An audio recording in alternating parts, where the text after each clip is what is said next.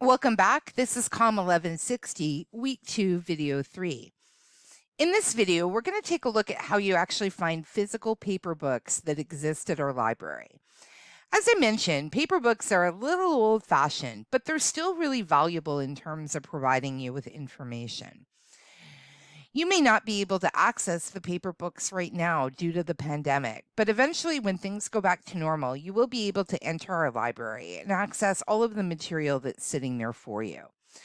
To find paper books that exist in the library, I'm just going to use this everything search. As you can see here, I'm placing the cursor underneath so that I can find any sort of book that I'm looking for. Now, I can just use the general search area here. If I know, say, for example, that I want to find a book about cats, I'll put in the search term, and then this thing here called summon is going to give me the results. Takes a few seconds for those results to come up, and I'll see what's available. You'll see, too, that I have stuff that's coming up that's available online. But if there's actual physical books that exist on the library, I'll be able to see those as well. I can also search in the everything box. If I click on more search options, I can also search by author's name or a book title. So if I'm in a class and, the professor says, look for a specific book written by John Smith, I can search by author name, simply type in the last name, and I'll get any results that come back with that particular match. Again, takes a few seconds for it, and then boop, automatically. Now, obviously, Smith's a very common last name, so I'm ending up with quite a few results here. But if you get a specific author's name, you'll be able to access that information. In our assignment that I'm going to be asking you to do this week, I'm going to be asking you to use the summon service, that's the everything box here that I've clicked on, to find a specific book that exists at our library system. And I'm going to ask you, once you find that book, to give me the call number and some information about the book. All of this you'll find in the record when you actually click on the title. So quite easy to find the paper books that exist here at Niagara College.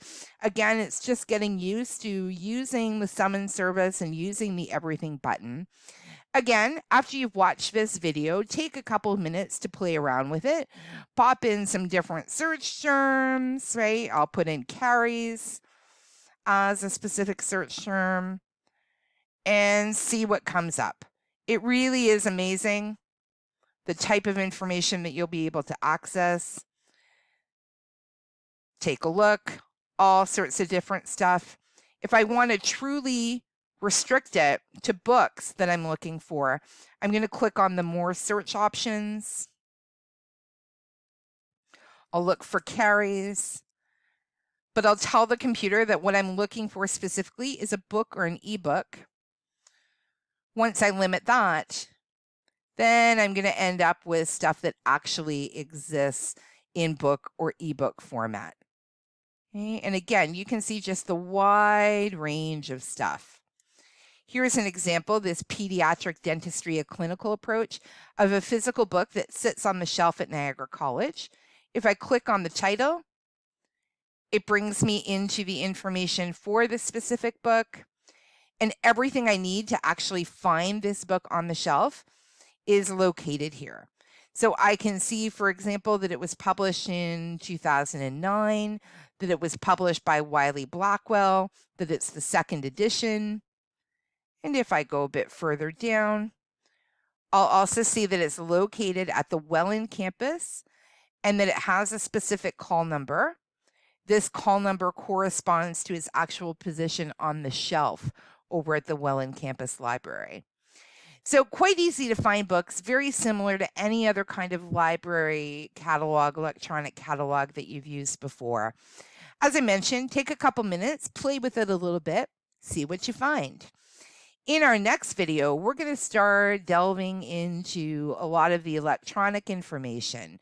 That's a little more intensive than using the library catalog. So it might be a good idea to take a little break before our next video, get a cup of coffee, and settle in. Talk to you in our next video.